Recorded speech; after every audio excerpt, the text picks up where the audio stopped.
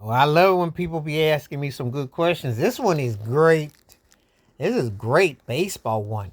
What if Derek Jeter and Alex Rodriguez had a traded places? How might the results been different? Woo! Two good friends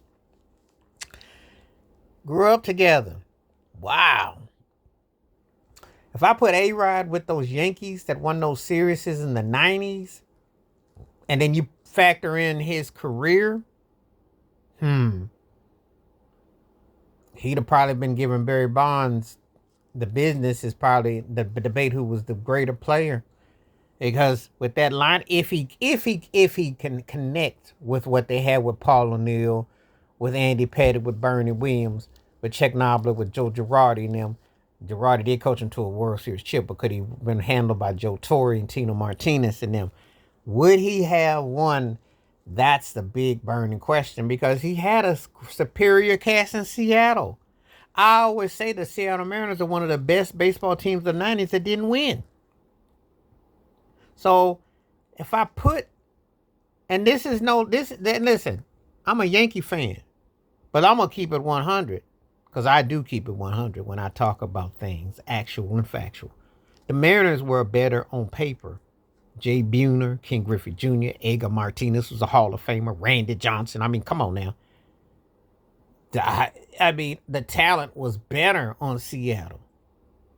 Lou Piniella was doing it. They just didn't win. They just didn't get to the show. He had it on paper. And remember the 01 team get a Yankee team with that all the wins the Mariners get. So they had talent. The question is that would he have won and would he have won? And that's the big burning question because he didn't strike me as a dominant player. It wasn't until 9 that he won. They were up 3-0 against the Red Sox in 04, and you saw the choke job, and he was in that situation. And so that's always been the knock. Now, how Jeter would have done with Seattle? Do they win? I think they do. I think him and Ken Griffey Jr. are scary. I think with Edgar Martinez, that is scary. I think you could take Derek Jeter's style and it works anywhere because he was the kind of player that understood how to defer but beat you in different ways. And then you fast forward, and does he stick around and plays with Ichiro? Oh, man. In his peak, in his prime? Oh, man. So I like the thought of Jeter going to Seattle and winning. A-Rod with the Yankees, it would have been one or two things. He'd have either been on the Reggie Jackson tip where he would have would have made him into legendary status, or he would have maybe tanked. Because that's how he kind of is. Some people who are great don't necessarily handle the pressure, and they had to have a lot of squad, but he already had a lot of squad with Seattle. That's the thing. Because Ken Griffey Jr. was right after Barry Bonds, and for some, right there with Barry Bonds is the best player in the 90s. So when you got that, and then you got a hitting machine like Edgar Martinez, I don't know.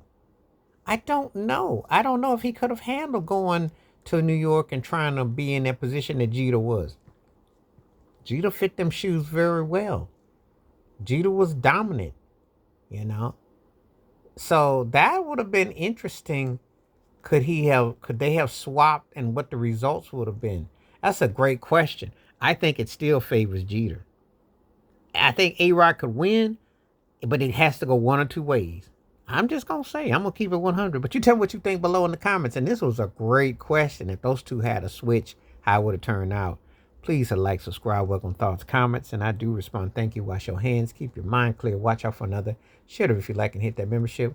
Because when you do requests like this come true, stay safe, stay blessed, stay woke, stay free. And appreciate this question because this was a great baseball question. I like them. All right, I'm out. Peace.